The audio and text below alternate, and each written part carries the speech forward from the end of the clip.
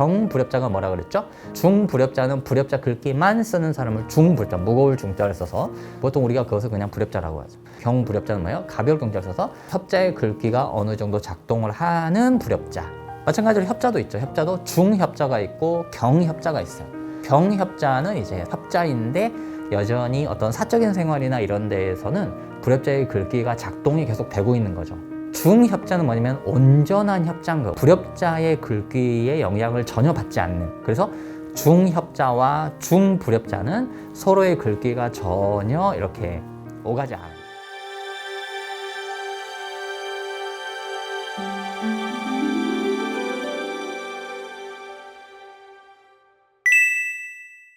불협자도 또한이 뭐냐면 도예요. 또한으로 시작하는 거는 항상 불협자 도라고 번역을 해놨어요. 이것은 뭐냐면 협자의 글귀를 쭉 읽은 다음에 이 사람도 어쩌고 이런 식으로 해서 위의 문맥과 이어지는 느낌으로 불협자를 읽게끔 해놓은 거죠. 자, 우리가 경불협자가 뭐라 그랬죠? 중불협자는 불협자 글귀만 쓰는 사람을 중불협자, 무거울 중자를 써서 보통 우리가 그것을 그냥 불협자라고 하죠. 경불협자는 뭐예요? 가벼울 경자를 써서 협자의 글귀가 어느 정도 작동을 하는 불협자.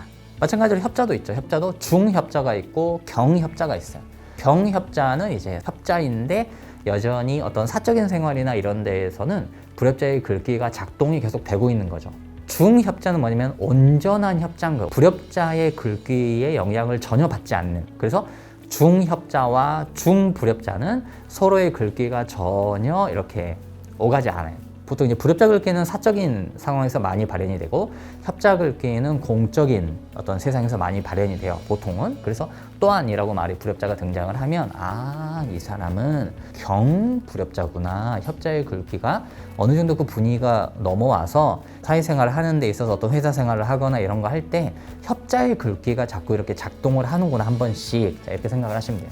삼가구 후한 선비. 다 좋았는데 좀 보면은 약간 아쉬운 단어가 뭐냐면 이 선비예요. 이 선비는 종교인이나 도를 깨우는 사람보다는 덜하지만 일단은 좀 외로워요. 약간 고독한 느낌이 있어요. 사랑하는 사람 만났는데 집안 환경이 차이가 많이 나는 사람만 계속 만나게 돼서 내가 결혼을 못 한다든지 상대방이나 나의 어떤 사회적 그런 것 때문에 결혼을 못 한다든지 근데 사랑은 하는데 자꾸 이제 그런 것들이 이제 일어나는 게 이 선비라고 하는 글자예요. 이 선비라는 글자를 풀어보면 이제 어떤 그 그림을 연상을 하시면 되냐면 마을에서 조금 벗어난 곳에 있는 외딴 집에 방 안에서 글을 읽고 있는 누추한 옷을 입은 선비.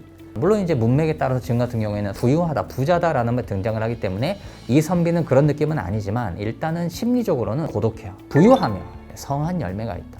너무 좋네요. 파라기수에서 부유하다는 말이 등장을 하면 일단은 부자예요. 남들이 봤을 때 부자야? 이 말할 정도가 되는 것이죠. 세운에서 만나면 자 연월일 운을 보는 거죠. 재직자라면 변방과 경계를 방어하고 강호를 지킨다. 강호는 우리가 강과 호수, 전반적인 어떤 나라의 땅을 말하는 거예요. 강호라는 것은 국토를 지킨다 이거죠. 혹 대중과 중봉과 중서성의 무리이다. 파라기수에서 대놓고 직책에 대한 이름이 나올 때는 이것이 보통 중간 이상의 높은 고위급의 그런 그 직책이다라고 생각을 하시면 돼요.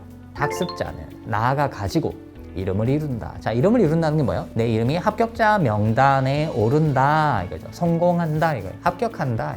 경영과 계책하는 경우는 이익을 얻는다. 자, 이익을 얻는다고 할 때 얻을 득자가 쓰일 때가 있고 획득하다 할 때 획자가 쓰일 때가 있거든요. 한자를 일일이 하나하나 다 저희가 풀어놓은 이유예요. 그래서 얻는다 해서 얻을 득자가 쓰여 있으면 그냥 순수하게 얻는 거예요. 근데 획자가 쓰여 있으면 경쟁이 있다 이렇게 생각을 하시면 돼요. 일반적으로는 반드시 높고 귀함을 만나는데 판에 들어가지 못하고 지위를 얻지 못함과 같으면 지화명이 이유로 변하니 연장자나 위에 손해가 있거나 말과 말씀에 상함이 있으니까 그것을 막아야 한다. 높고 귀함을 만난다. 판에 들어가지 못한다. 판에 들어가지 못하는 게 그 어떤 일정한 구역 안에 들어가지 못한다 이 말이. 이 제한행위 이효는 원래 이 효사가 어디서 나왔냐면 감옥에 갇힌 주나라 이 문왕이 자기가 탈출하기를 기다리고 있어요. 그래서 뭔가 어떤 사람이 와서 나를 끄집어내줘야 탈출할 수 있죠. 탈옥하는 그런 영화나 이런 거 보면은 주인공들이 그런 얘기를 하잖아요. 탈옥을 하기 위해서는 필요한 요소가 있는데 그 중에 하나가 외부의 도움이다. 그것들을 이제 보여준 거예요. 귀함을 만난다는 것은 외부에 와서 누군가가 나를 감옥에서 끄집어 내줘야 한다. 이런 말이죠. 그러니까 뭐예요? 아, 귀한 사람이라는 것은 나에게 뭔가 도움을 주는 사람이다. 이거. 근데 하라기수에서 귀하다, 귀한 사람이 귀함을 만나고 라는 말이 있고 지금 같은 경우에는 높고 귀함을 만난다가 이게 좀 달라요. 그냥 귀하다라는 것은 어떤 면에서 나한테 도움이 되는 사람이다 라는 말이에요. 그렇다고 해서 그 상대방의 지위가 높거나 돈이 많거나 그렇진 않아요. 그런데 지금 같은 경우에는 높다라는 말이 들어가 있잖아요. 귀한 사람이 나한테 오는데 높다는 말이 있으면 아, 그 사람은 사회적으로 이제 높은 사람인 거예요. 원문으로 가보죠. 자, 시입니다. 중용과 도는 후회와 인색함 없으니 안전하고 고요하며 염려를 막는다. 낚시 들이온 강머리 잉어로 산 앞에 두 집을 일으킨다. 잉어, 붕어 이런 것들이 나오는 그 뭐예요? 돈을 얻는다, 성공한다, 출세한다 이런 거. 견주어 띄운 외로운 배가 어렴풋이 푸른 산 중간에서 나가고 꽃 곁에 낚시터 흰 물고기가 살쪘다. 외로운 배가 나간다는 것은 외로운 일이 생기는데 그거와 덧붙여서 동시에 좋은 일이 있다. 그럼 나는 외롭게 있었는데 좋은 사람을 만난다. 뭐 이런 식의 흐름으로 갈 수가 있는 것이죠.